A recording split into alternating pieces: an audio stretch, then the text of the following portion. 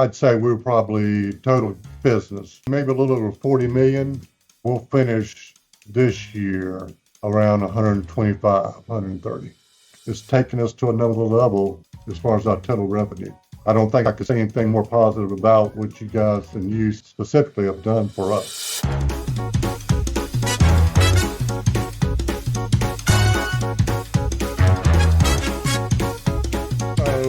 Because I knew I started using you when I became the general manager, but I knew you'd already been doing assessments for us. You went away when we hired in HR, and she said, I've been doing this for other companies. You guys should just use me for the assessments. The president at that time decided, okay, we'll use you, drop Barrett. I'm going, I don't understand why we're doing this, but okay, that's what we're doing.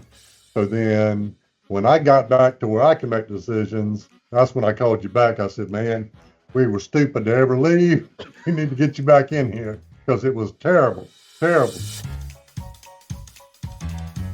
What challenges we were looking for you to resolve for us was just the challenge in sales, feeling like we didn't hire the right people, and we weren't sure how to overcome that.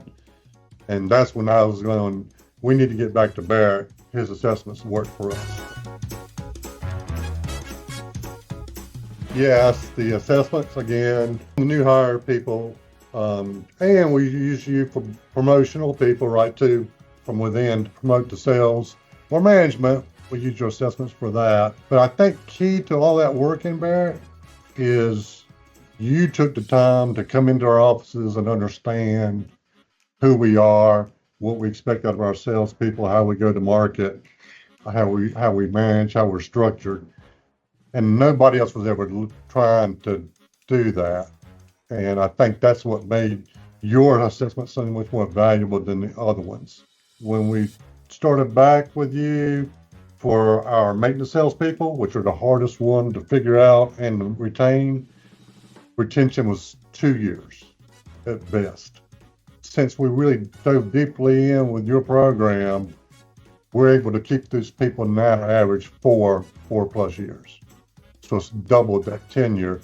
So when we look at it now, and we're keeping these guys 4 years, 5 years, 6, 7 now we're having a hard time with what do we do now with them? Because now they're sitting there going, I want to be more for the company. We were able to turn all of that around. It was back in 2016 when I called you and I said, look, okay, now we're keeping the salespeople, right? But Barrett, I can't get these guys to consistently hit plan. And I said, I don't know if it's our sales process is stale and needs to be refreshed or looked at again. And I don't know if our sales coaches are aligned with these maintenance salespeople because they're very different from our project construction guys.